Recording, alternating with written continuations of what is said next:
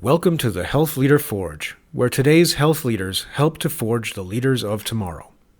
I'm your host, Mark Bonica, of the University of New Hampshire's Department of Health Management and Policy and the Northern New England Association of Healthcare Executives. Our website is healthleaderforge.org, where you can find information about subscribing to the podcast, links and information related to the episode, as well as our complete archives. Today's guest is Dr. Raymond A. Levy, the Executive Director of the Fatherhood Project. The Fatherhood Project is a nonprofit fatherhood program in the Department of Psychiatry at Massachusetts General Hospital in Boston, Massachusetts. The mission of the program is to improve the health and well-being of children and families by empowering fathers to be knowledgeable, active, and emotionally engaged with their children.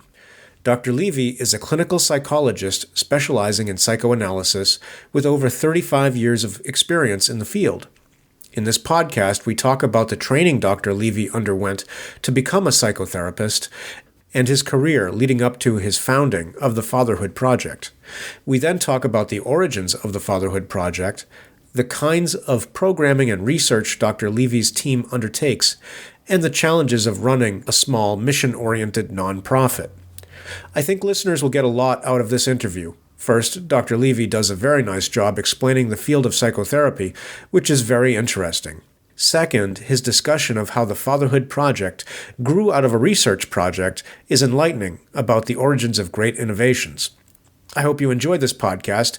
Don't forget to leave us feedback on iTunes, Stitcher, SoundCloud, or wherever you may be accessing this recording. Also, I'm excited to announce that we are now getting the podcast transcribed thanks to a financial gift from the Northern New England Association of Healthcare Executives. Thanks for listening, and here is Dr. Raymond Levy. So welcome to the Forge, Dr. Levy. Thank you. I'm happy to be here. You earned a Doctor of Psychology degree, or Psy.D., from the Massachusetts School of Professional Psychology in 1982. And I believe it's now called the William James It is now College? William James College, yes. Okay. Before earning your Psy.D., you earned a Bachelor of Arts from the University of Pennsylvania and an MA from the University of Hartford. Were your prior studies also in psychology, or was the Psy.D. a new thing for you?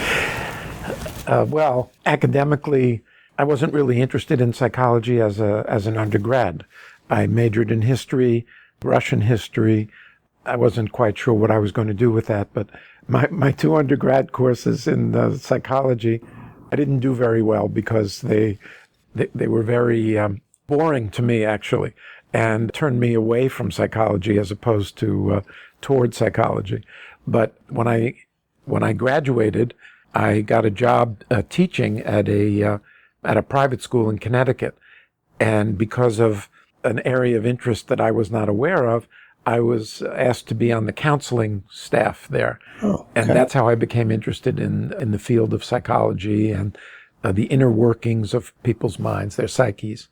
And then I got a master's degree at the University of Hartford, but decided that wasn't enough, that I really needed a doctorate, which is a terminal degree. So I really felt I needed a terminal degree in order to have an expansive career with opportunity. Now, the master's degree was in counseling, or it was called clinical practices. Okay. So it was what I would now call a relatively elementary approach to clinical work, without the depth and without the, in many cases, the people were not, my fellow students were not going to go on to get doctoral degrees. So, but would it have allowed you to practice some sort of counseling or therapy? Well, not independently, okay. But it would have allowed me to, did allow me actually to be on the staff mental health center in Gloucester. Okay. This is a matter of interest. I was living in Hartford. I moved to Boston because my wife wanted to go to graduate school up here. And I sent out 105 letters to various community clinics, mental health centers, looking for interviews and jobs. And I got one response and one job. So that was 105. 105. I will never forget that. Yes. Yes. Okay. So why did you choose the Massachusetts School of Professional Psychology? Well, that's an interesting question. So I was working full-time in Gloucester, and I decided I wanted a doctoral degree. And my wife was here in school, so I had to stay I wanted to stay in the Boston area.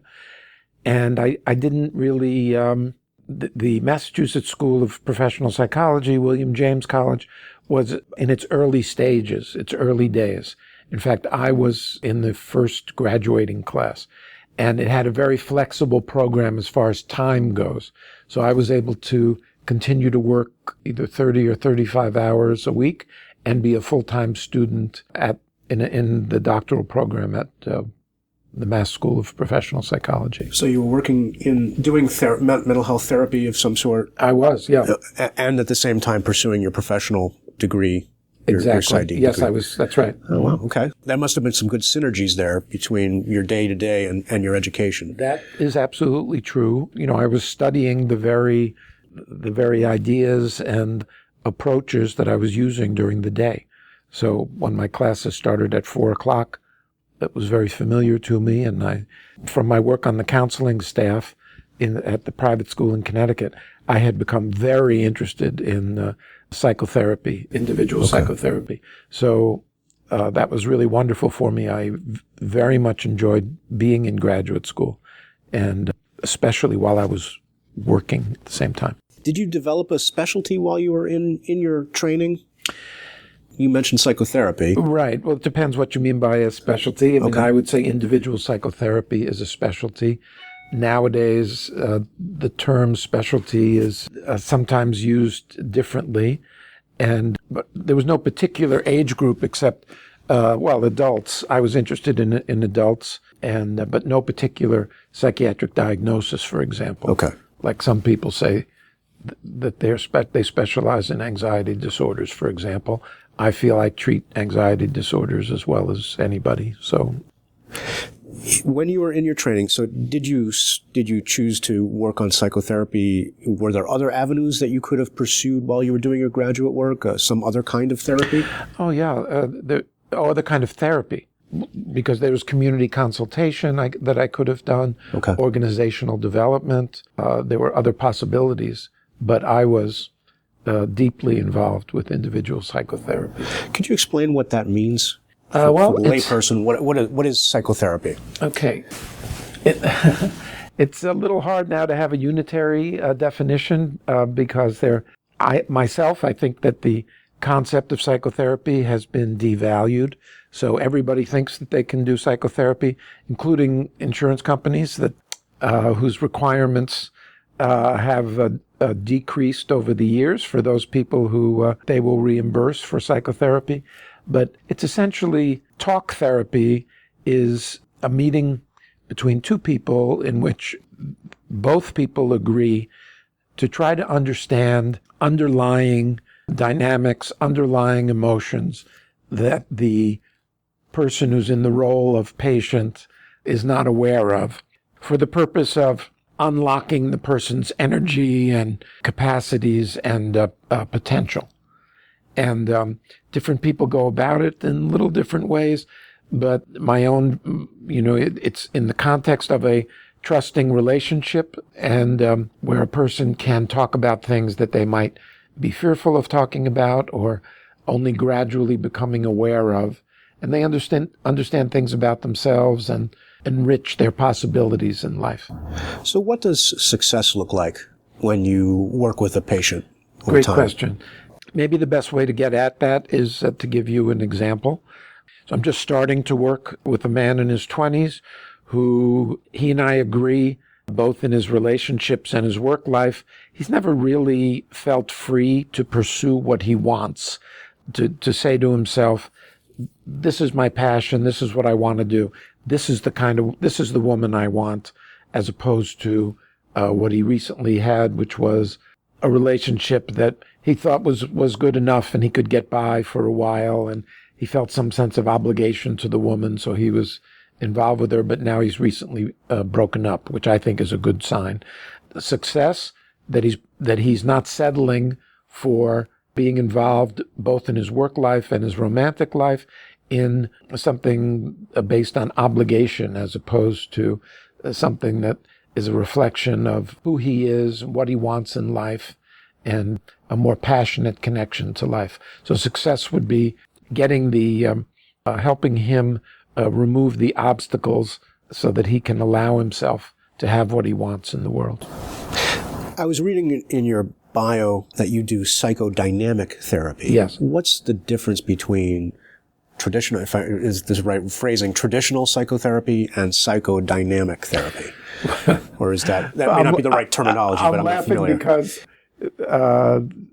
for many, many decades, the only psychotherapy was psychodynamic psychotherapy. Oh, okay. And what's happened in the last 15 or 20 years is, and I think with mixed results myself, something called cognitive behavioral therapy has become, I don't know, certainly more known, more popular in the public view, and the population seems to be somewhat convinced that this is the magic pill that people have been looking for a long time.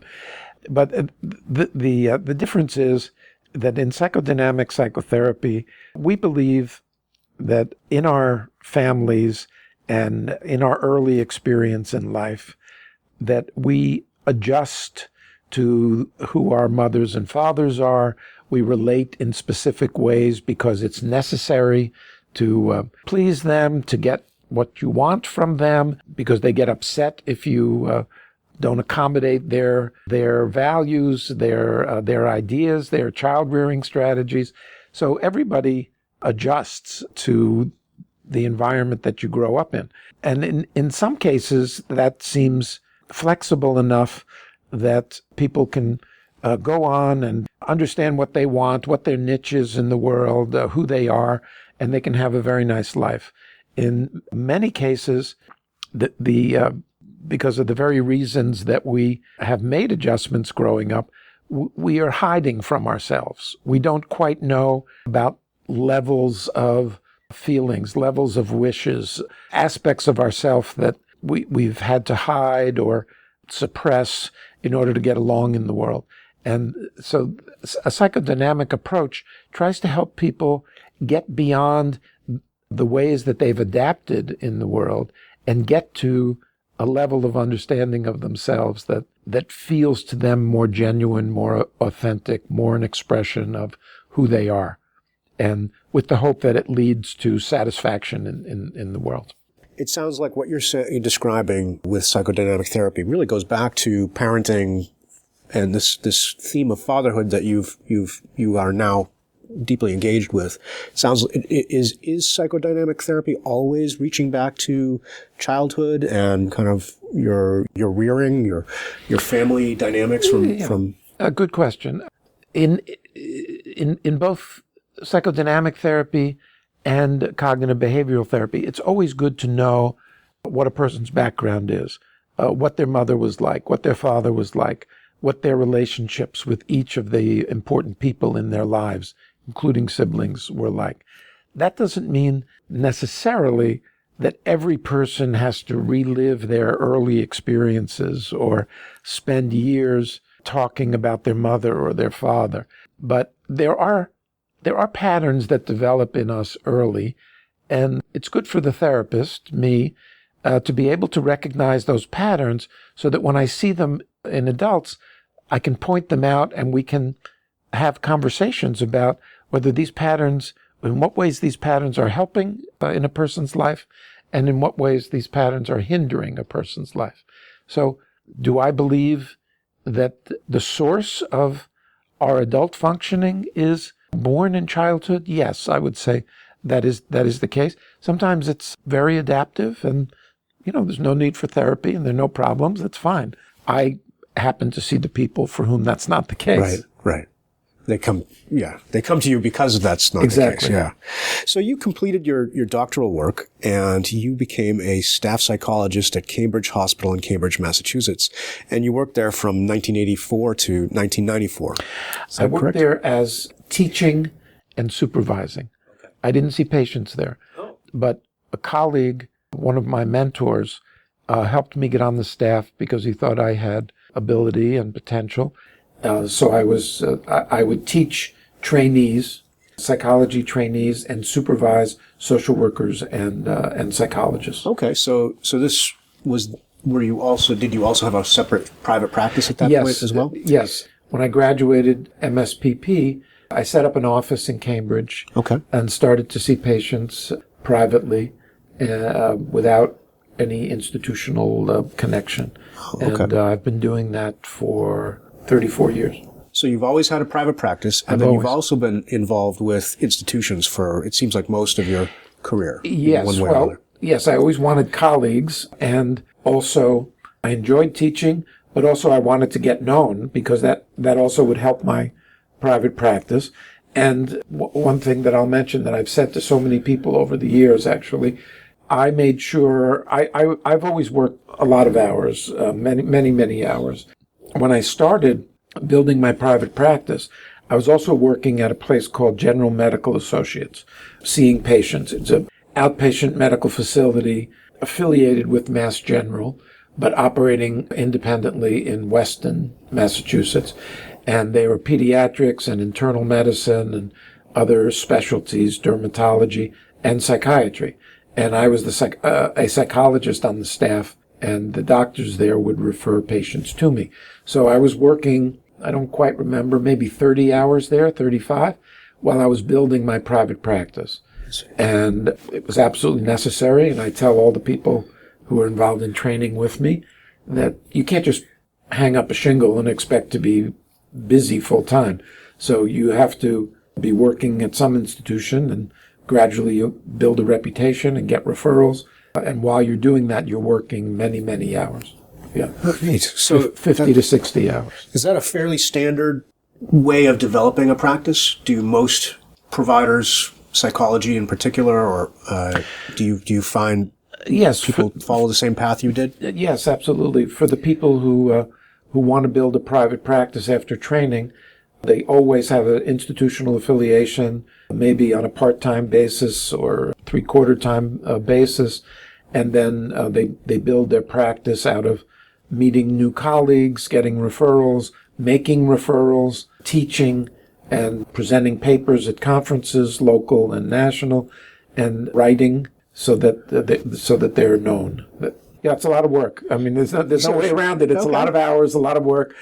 If you love it, like I have, you're very fortunate, and I feel very fortunate to have, my work as a companion throughout my whole life. And even though I'm actually at or beyond the age of retirement, although that's a moving target these days, I have no interest in retiring. I just like what I do. I want to continue to do it, and I recommend to people, if you love what you do, it pays dividends over the decades. I like to ask clinicians that I speak to about their sense of competence as a practitioner, and kind of when did you look at yourself in the mirror and say, I am a doctor. I have achieved the competence that I'm an independent practitioner. Was it when you finished your schooling, maybe before that, sometime after?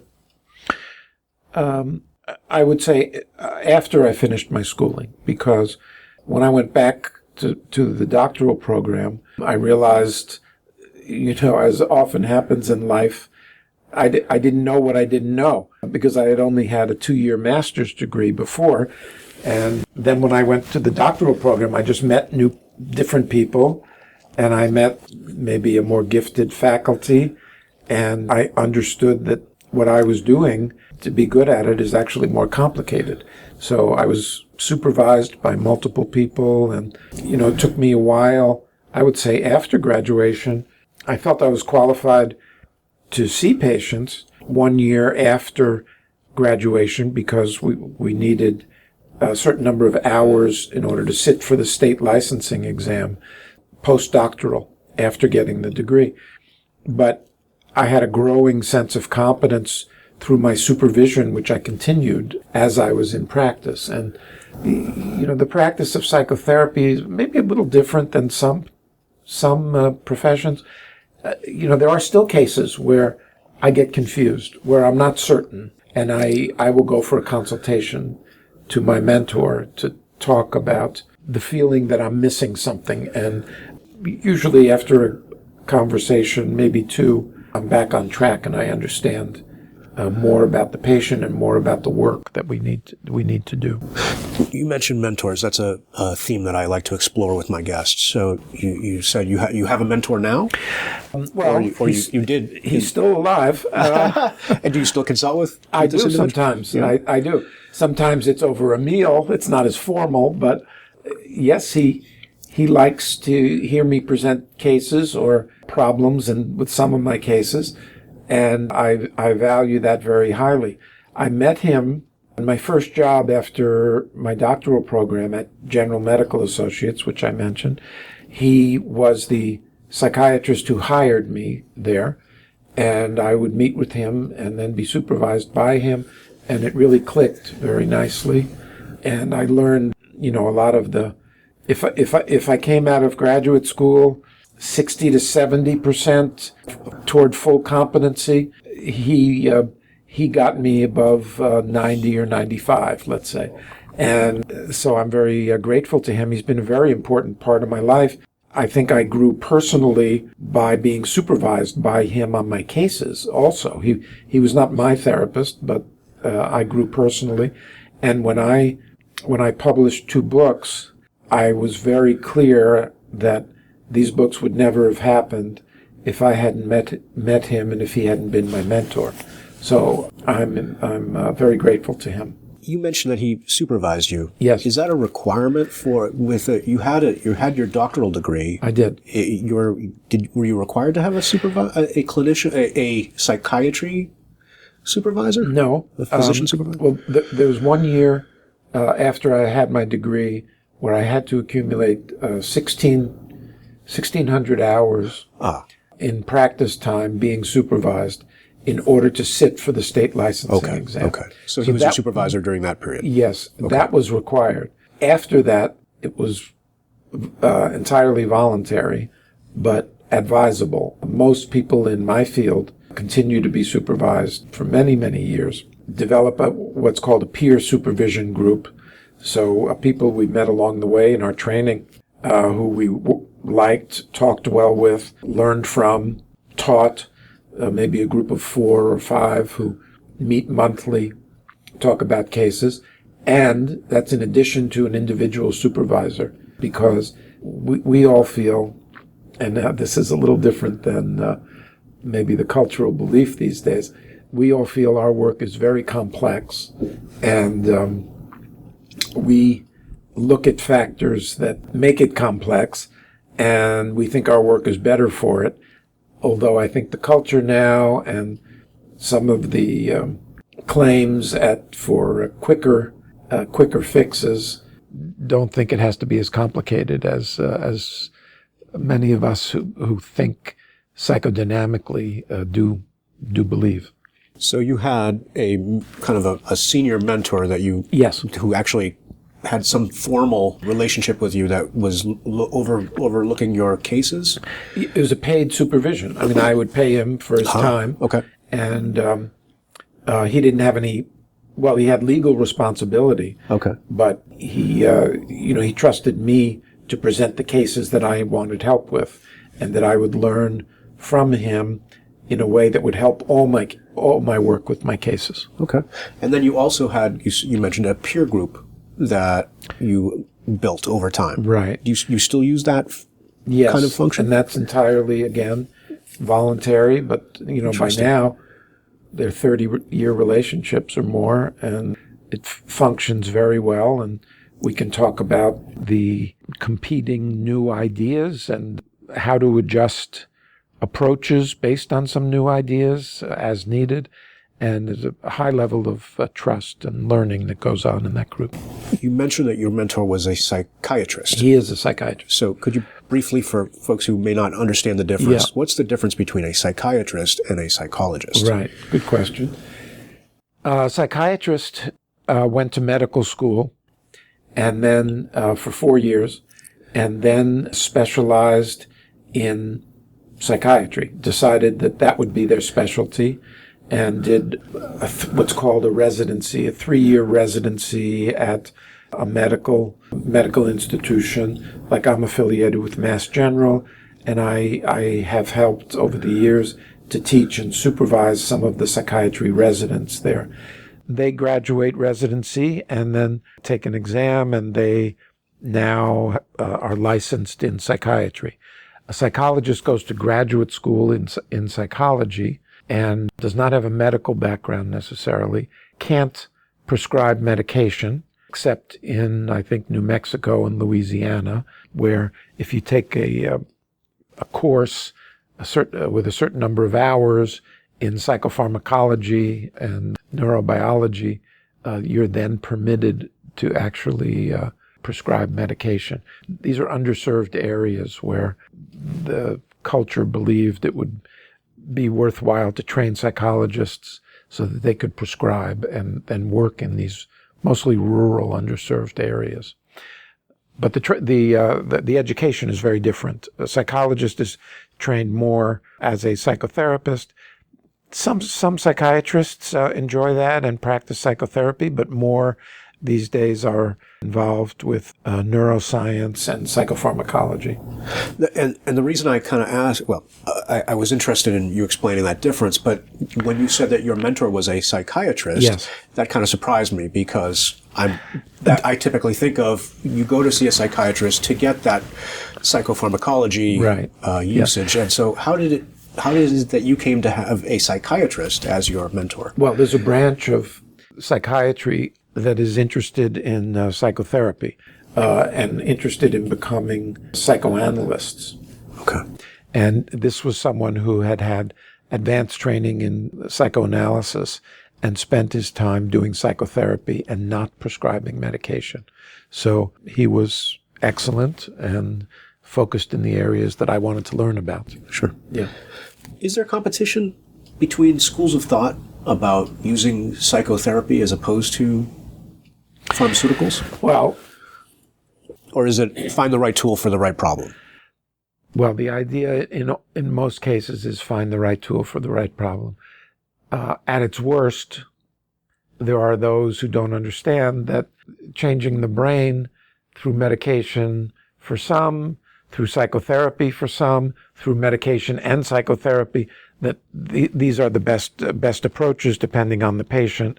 And there's some that have an ideology that they're following, but they've missed the boat, because all the rest of us understand that psychotherapy probably changes the brain, and it's the better way to do it for some people. And psychopharmacology certainly changes the brain, and it's a better way to do it for some people. And the combination very often works better than either one alone. You have maintained overlapping academic appointments along with institutional roles and your private practice. In 1986, you were appointed as a clinical instructor in psychology in the Department of Psychiatry at Harvard Medical School. How did you come to start teaching at Harvard Med? Well, that's could be a little misleading. Okay. When I was on the staff at Cambridge Hospital, that comes with an appointment to Harvard Medical School. Oh, okay. But I didn't actually teach medical students at Harvard Medical School. Okay.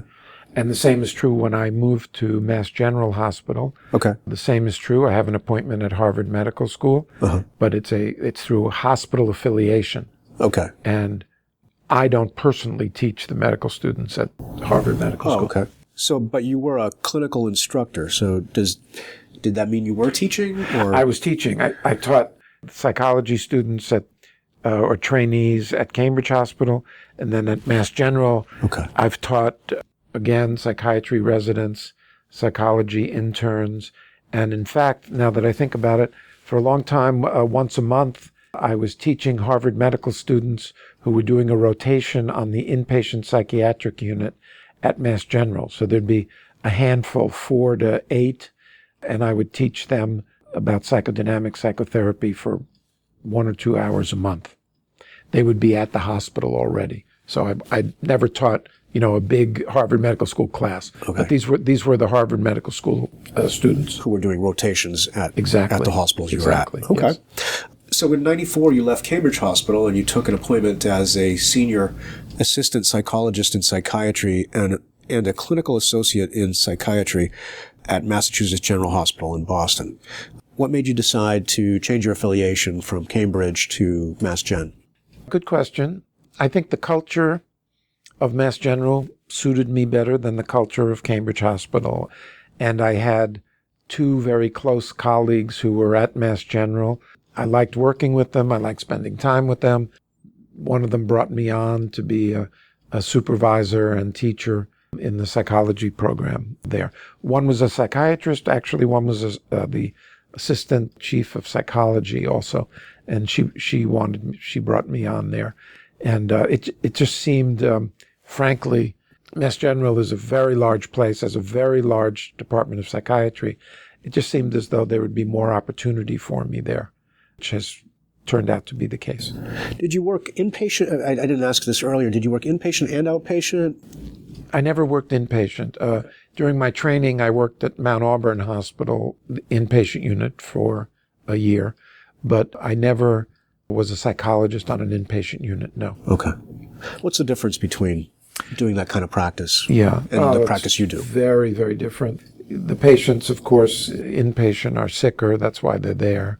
They have more severe forms of mental illness. And the treatment often focuses on medication, psychopharmacology. And over the years, of course, the environment, the insurance environment has changed. So patients don't stay on an inpatient unit very long. So it's not very satisfying to someone who's interested in psychotherapy, because the patient is there for 5 days, 7 days. You meet with them a few times and then they're gone. Yeah. And I tend to meet with people longer than that in psychotherapy. What would you say are some of the most common misperceptions people have around psychotherapy that you find yourself having to correct? So if you're at a cocktail party and somebody says, "What do you do?" "I do psychotherapy." What do they assume that's wrong? Well, that's interesting because, I would say now that the culture has become very educated about psychotherapy.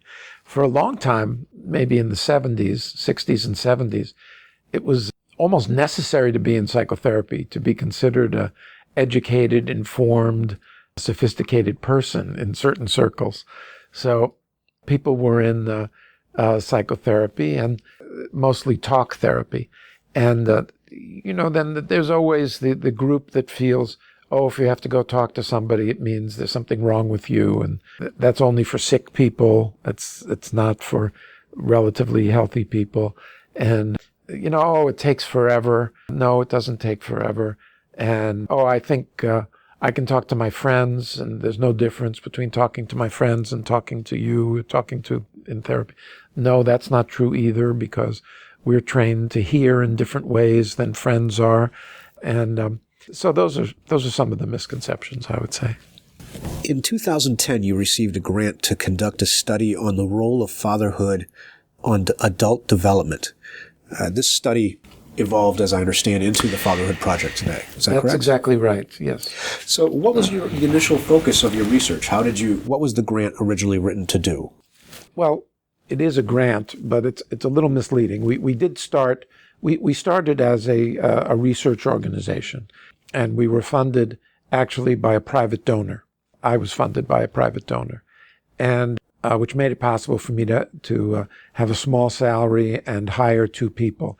We did a study trying to determine whether the relative importance in fathering of supervising your kids and disciplining your kids versus the warmth and supportive approach.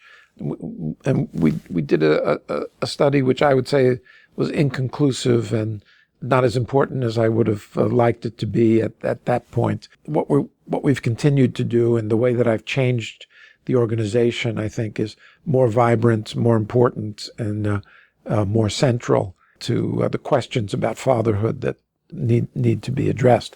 So this is interesting because this happened in addition to my continuing my private practice, continuing to be involved in teaching and training at Mass General. And this was just an add-on to my professional responsibilities, which I loved. I asked this person if he would fund my work, and he said yes. And I was thrilled. I mean, this was good fortune on my part. How did this happen, or why me?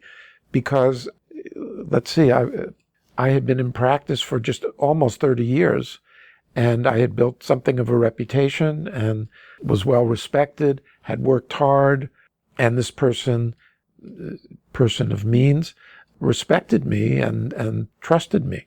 So it was, hard won after 30 years, I would say. And it's a little entrepreneurial, frankly, which I'm enjoying, although it's complicated and it's much more pressure than I've ever felt in any other part of my work. I'm sighing as I say that, but it came from consistent hard work. It's not as though this is what I wanted to do 30 years ago, and after 5 years I was just looking for money for it. It came to me after many, many years of work, and it also came to me, I should say this, there's a personal element to it, because when my kids grew up and were out of the house, I missed them. And one of the most critical parts of my life had been my being their father. And I was very committed to being their father, very involved in their day-to-day lives. I enjoyed that very much, found it very satisfying. And I thought I could continue to make a contribution to the world as a father and studying fatherhood if I could start this organization. So that was another reason that I did it, in addition to the fact that, frankly, the culture's changing in this way now. Millennials want to be very involved with their kids all the time. Women, since the feminist movement, are working much more. They're not, a father can't just think, oh, my wife's taking care of the kids. He has much more frontline caretaking responsibility. But then there's the question, does he have the skills for it? So the nature of the culture is changing, and fathers need advice, need programs, need skill building, and there needs to be research on fathers, which we're doing also. So this is all very exciting to me, and it came to me, at a relatively late age. I mean, I hope I'm going to live for 20 more years, but came to me just before I turned 60, really. Okay. And I hope to have this as my work until I can't work anymore. So the original idea in 2010, was it primarily research or was it service-oriented? It was primarily research, but we didn't have the data. The data we had, actually, very interesting, comes from the longest longitudinal study of adult development in the world. It's called the Harvard Study of Adult Development. It was started with the classes of 1939, 40, 41, and 42 at Harvard, and which includes John F. Kennedy's class, by the way. The way research was done then was not nearly up to the standards of modern research. So the research had to be adapted. We had to make interpretations of information that had been gathered. It all just seemed a little uncomfortable for me, not quite up to the standards I wanted. So after a year, where it cost basically a little over $100,000 to publish one paper, I decided this was not the right way to go. So I hired someone who had been doing some work in the field in fatherhood, and we made the Fatherhood Project more program-based for a while and developed several programs in the community. I also hired a social media webmaster person, research assistant, administrative assistant, all rolled into one. And we're the core group, been together the longest. And then as our programs developed, I, again, saw a better opportunity to do research. So I hired a senior researcher at Mass General who's interested in fatherhood and had done his dissertation 40 years ago on fathers. And we then embarked on a research program in the Department of Obstetrics at Mass General Hospital, in which we surveyed in 2 weeks 401 men who accompanied their wives and partners to prenatal visits. And we got a lot of good data from that. The paper is probably ready to be published. There'll be more than one paper, but the first one in another month. And we're now expanding and doing a similar survey at the community health centers in Chelsea and Revere, which are also Mass General health centers. And we have basically a pretty robust research program. In fact, I just hired a half-time research fellow to help us. So, there's been this gradual evolution of this nonprofit business, of, if you want to call it that, of this Fatherhood Project within the Department of Psychiatry. And I do want to point out to everyone, we don't get any support from Mass General or the Department of Psychiatry. Okay. All our money is either earned through our programs, that's a small percentage, or through donors. My original donor has continued to support us every year. And in fact, I've been fortunate enough, he says, if we raise $1 million, he'll give another $1 million. Wow. And, all of this happens just because I've worked hard and things have gone well and people seem to want to help. So it's not a big, it's not a moneymaker for anybody. It's not venture capital money by any means. It's social capital money, I guess, is really what it is. But it's been very satisfying for me. I love doing what I'm doing. I love being the executive director of the Fatherhood Project. There have been challenges, but it's going well. What do? I supervise my director of programs. I help to develop programs with my program director. Okay. The curricula for applying certain concepts of parenting and fathering, I help develop with him. And I supervise the social media website person. I collaborate with the researcher in doing this research, and I travel around the country making presentations. I was in Richmond, Virginia. I'm going to Tulsa, Oklahoma, of all places I never thought I'd ever go, and to make a presentation at a conference of all conferences, the Women's Empowerment Conference in Tulsa, Oklahoma. Huh. They want to know about men because they, to their credit, understand that men have an influence on women. So I do that. I make presentations at conferences. The American Public Health Association conference in Denver in October. And this will all continue. What is important about publishing in peer-reviewed journals? I'm assuming that's what you mean when you say we're going to publish a paper. Yes, It's not something like in Psychology Today or something. That's right. And what you're describing for the most part, I think, are academic conferences. Why is it important for you to be participating in that literature and in that community? Yeah, good question. There are a couple of reasons. I mean, essentially, it's about spreading the word.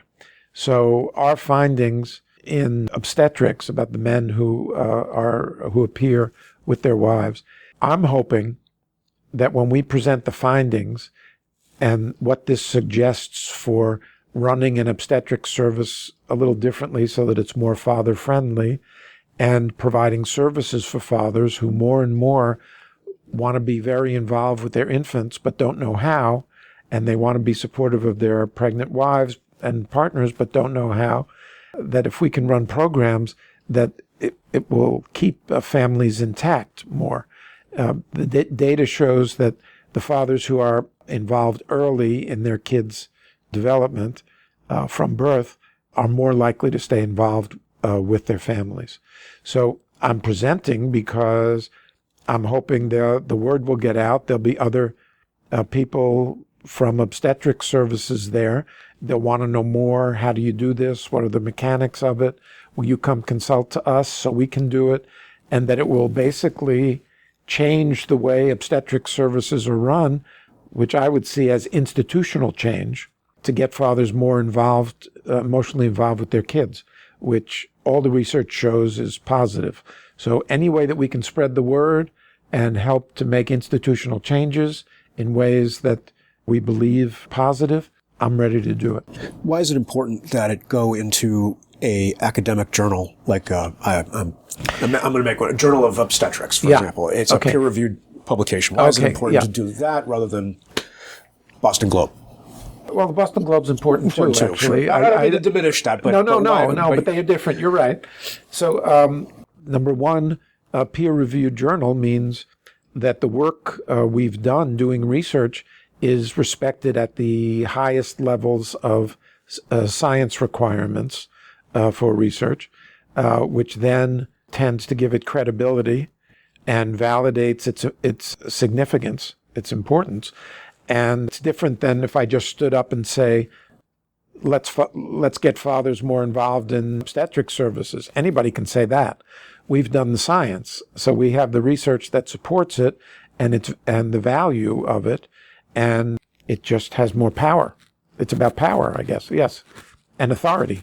And coming out of academia, I think our work can be more influential. So in 2011, you mentioned you started to transition from just doing research to doing some programming. Your initial expansion included working with some schools, I assume local schools, and then also working with some Massachusetts prisons. How did you come to make that jump, and why those target populations? Well, that also is a good question. We were told when we got started that fathers are hard to find. They don't like to come. They don't like to come to programs. They don't like to come to groups. They're hard to find. They don't think they need any help. They don't want to go out of their way. They're working.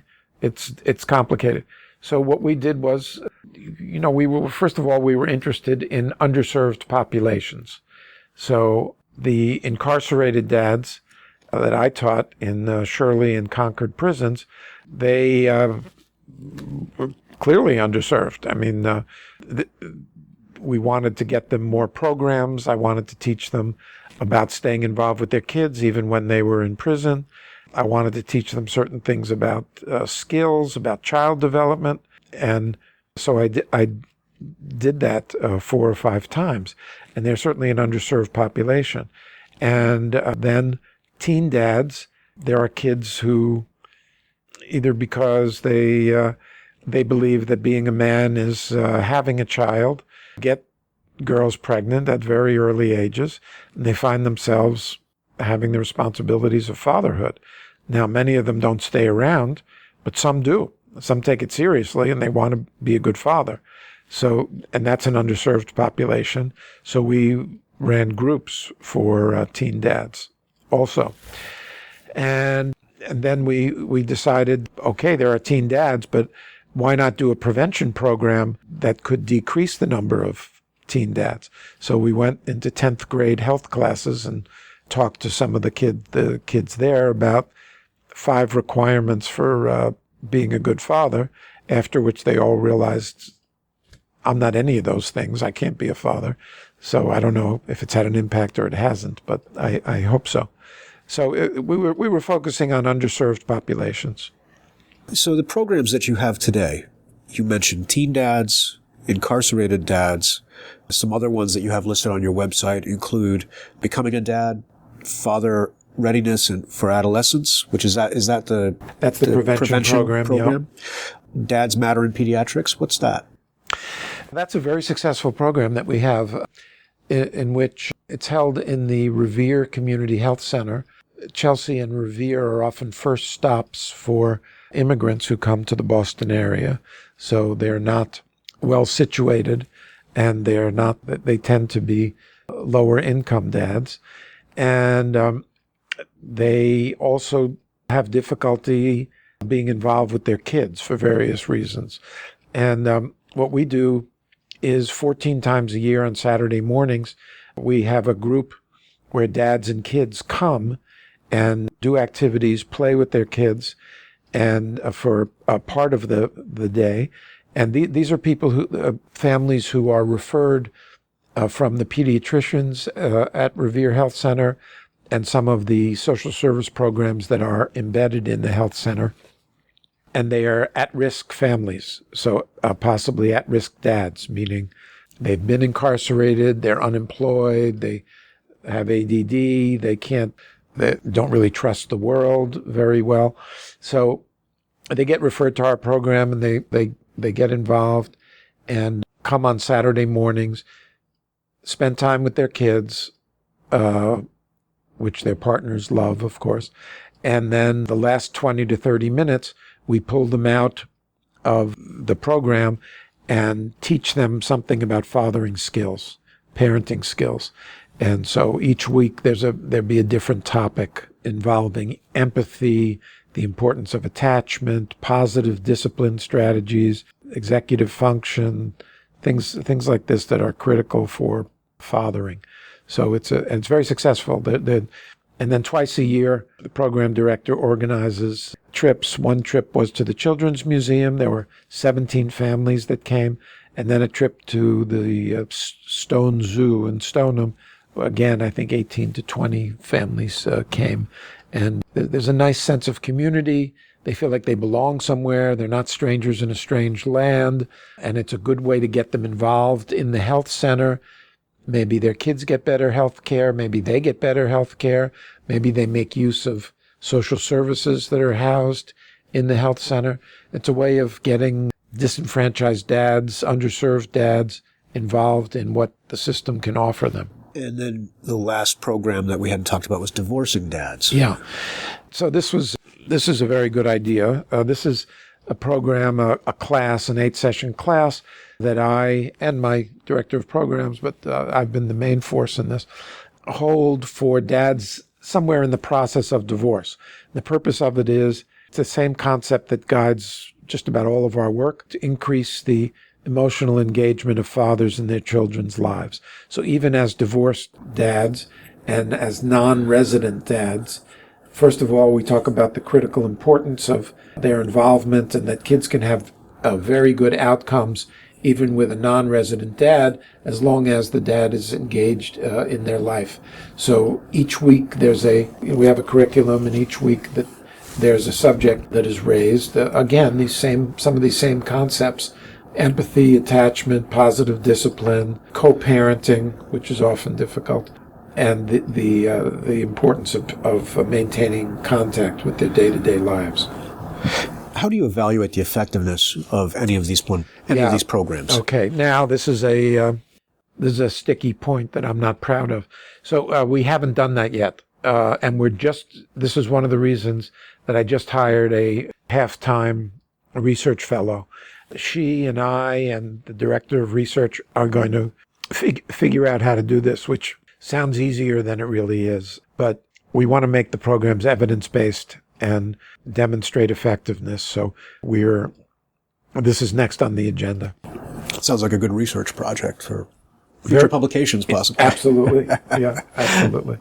I'm curious, so your professional career leading up to your involvement with the Fatherhood Project was primarily on an individual basis. Based on your description of psychotherapy, you probably got a chance to kind of hear a lot about dysfunction in father-son, father-daughter relationships, I assume. How did you make the jump to trying to teach people how to do it positively? You mean how to teach fathers how to be a father? How to be a father. I mean, parenting doesn't seem to necessarily be directly in the field that you had worked up till that point. I suppose that's true. Although often in a psychotherapy, I mean, a parent might say, I'm having trouble with my son, my daughter, and then describe situations. And we go into the father's own history of his life with his parents.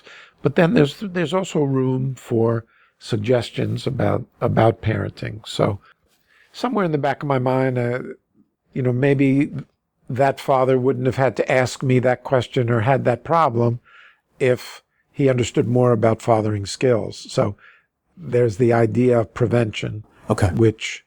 What I'm trying to get at is how did your history inform your practice now with the Fatherhood Project? I guess it would be Well, I'm not sure that it's going to be as direct as you might want it to be, but, over the years, I worked with a lot of fathers, a lot of men. Yeah. And so when I started the Fatherhood Project, the question really was, what's important to think about with fathers? And what's important is how to be a father, how to be a good father. Yeah. And there's not one concept, there's not only one way to be a good father. But if we're serving the underserved population, there's a lot of, father absence or superficial involvement and a lot of pain. One of the things I became aware of as I was teaching the incarcerated dads, is a huge percentage of the dads had absent fathers, never knew a father. So, and there they are sitting in prison. So, absent as a result. Yes, now they're absent, yes. Some of them very painfully so, because they know what they've done. But so, the idea came, well, if we can get fathers involved, maybe we'll save a few people from going to prison and repeating their father's absence. So you said there's not one way to be a good father. That's right. But there's got to be some baseline ideas you've got. It sounds like being present is one of them. What are the kind of the baseline things that you've learned either through your practice or through your work with the Fatherhood Project that form the basis of what you try to teach as being a good father? Well, as you pointed out, being present is one. Be in their lives, be there for them. That doesn't mean every day necessarily, but generally speaking, being involved. You can have a separate life also, but the important thing is that your child feels you're there for them. That's number one. Number two, emotional regulation. So that in order to be a good father, you have to have certain personality characteristics. One is you need to be able to regulate your own emotions, because you don't want to be emotionally dysregulated with your child or even in front of your child. Now, this often takes the form of anger, and it's just not good to teach your kids. First of all, you hurt them when you're very angry at them, when you're dysregulated. Secondly, it's not necessary. If you're trying to teach them, you don't have to scream at them and yell at them. And thirdly, that's no way to be an adult, to go around yelling every time you're upset about something. And so in order to be a good father, you have to be able to regulate your own emotions. You also have to be able to read another person. So you need to understand your child's experience. And you need to know that it's your job to understand your child's experience. Who is this child? Who is this other person? When are they happy? When are they sad? What makes them scared? What are their strengths? What are their weaknesses? So I would say the more you can actually understand and know your child, the better the father you would be as well. And then there are the basic practical things like contributing to support of the family. Economically. Yes, absolutely. Economically, keeping the family out of poverty, and which is never good. It makes life hard for everybody. And practical things around the house or with the kids, knowing how to change a diaper you don't have to, but just being involved in some way, I guess, is the point. Talking a little bit about the mechanics of running an organization like this. Yeah. Is the Fatherhood Project a separate entity, a legal entity like a 501c3, or is it a subordinate organization to the Psychiatry Department? That's an interesting question. Okay, we're in the Psychiatry Department. Why are we in the Psychiatry Department? Because I'm in the Psychiatry Department and I started it. Okay. And I wanted it to be affiliated with Mass General. So that's why we're in the Psychiatry Department. Nobody ever tells me what to do. Sometimes I'm told what not to do, but no one ever tells me what to do. I get a lot of help. If I want the chief of psychiatry to come to some meeting and say certain things, he's happy to do it. We are not a separate 501c3. We are under the Mass General umbrella 501c3. Okay. But all our funding is independent of the department and the hospital. Okay. So they provide you a place to operate. They must provide you some administrative support in terms of financial management, that kind of thing, I guess, but not the actual finances. That is correct. Yes, and I use sometimes the development office helps with fundraising. Records are kept on an online portal that I have access to, where my money is, and it's all organized, and I can see it comes in, it comes out, payroll and medical benefits and all of that. So that all happens through the hospital. Yes. Okay. And you mentioned before that you get no funding from Mass General, that you get some small amount from charges that you're able to you get some small amount of funding from the ability to charge for some of your programs, but most of it's donations. Yeah. Oh, yes. majority by far is donations. Yes, absolutely. And how do you go about, you mentioned you work with the development department? Well, what I did actually is different. I actually hired somebody within the Fatherhood Project as our development officer who raised money for us. And then when it seemed as though her work was done, I'm just now hiring another person, actually, within the Fatherhood Project to raise money, organize meetings that I'll speak at, get people on the advisory board who might make donations or might know other people who will make donations. But we do it. So you mentioned an advisory board. Do you have an advisory board for the Fatherhood Project? I'm just about done forming it right now. Okay. Yes. What advice would you have to folks who are interested in social entrepreneurship, of trying to put together programs like the Fatherhood Project? Based on your experiences, what's been most challenging and what were kind of the secrets of your success? So if I wanted to develop a program, not necessarily to work with fathers, but mothers or some other kind of socially important topic. Without question, the most challenging aspect has been funding our program. The academic aspects, the research, the publishing, the presentations, all that is very familiar to us. That becomes the easy part, the real content of our work. The hardest thing is keeping it going through funding.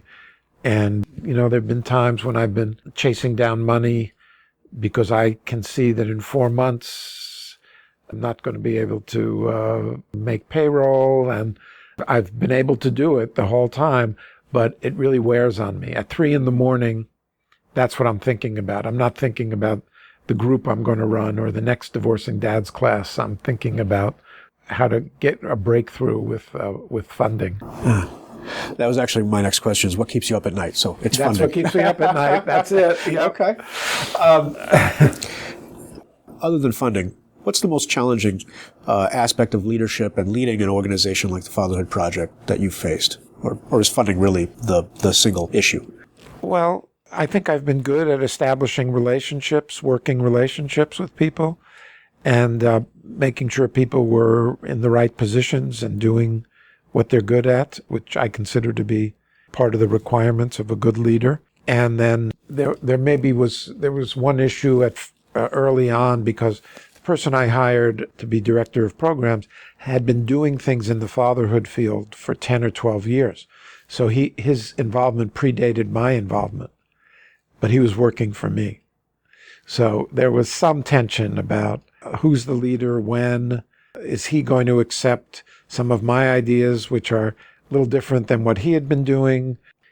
I had to explain that and make it work for him so that he wasn't resentful and angry. And now we have an excellent working relationship, and we're expanding our programs. Just yesterday, actually, interestingly, in New Hampshire, we'll probably be involved in a lot of the schools in New Hampshire, or some of the schools in New Hampshire.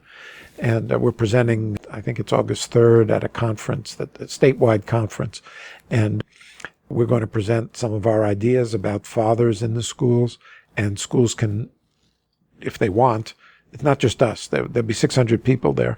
And there are maybe 15 experts, and we're one of the experts.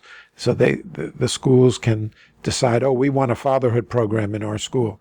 And then they would hire us, or they could decide, we want to advance our technology in the school, and then they'd hire somebody else.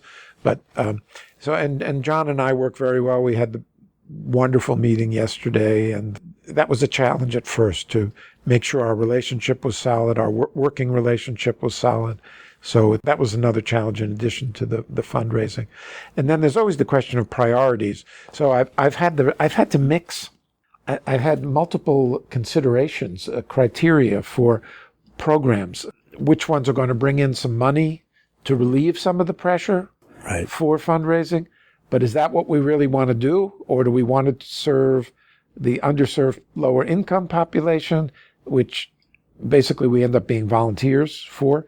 We're doing $30,000 to $35,000 worth of work at Revere Community Health Center for $3,000. So that can't go on forever. But whereas, and then divorcing dads, that actually I charge for membership, and we make some money on that program. So how to balance that, and our mission has more to do with the underserved population, but we need some money or there won't be any population that we're serving. So that's been another challenge. In conclusion, I teach young folks who are going into hospital administration. What should they know about mental health, psychology, working with the psychiatry department? What should they understand about that? You know how in real estate, when you go buy a house, everybody says to you, location, location, location? Yes. In this work, there are two words, but I would say the first word, relationships, relationships, relationships. You have to make good relationships so that people want you to be doing what you're doing and will support any kind of our nonprofit work. And then competence, competence, competence. You have to be good at what you're doing, or you're not going to be able to have an organization on your own. And even if you are good at what you're doing, then you have to worry about relationships, relationships, relationships. So I think that's the magic combination. Competence and relationships. Yeah. Good. Well, thank you so much for your time today. I've really enjoyed this. I have too. I'm happy to do it. Thanks a lot. You've been listening to the Health Leader Forge, a joint production of the College of Health and Human Services at the University of New Hampshire and the Northern New England Association of Healthcare Executives. Please go to our website, healthleaderforge.org, for more information or to leave comments about today's podcast. Look for Health Leader Forge podcasts on iTunes, Stitcher, SoundCloud, and other podcast distribution sites. Thanks for being a part of the Health Leader Forge community, and we'll talk with you again in about 2 weeks.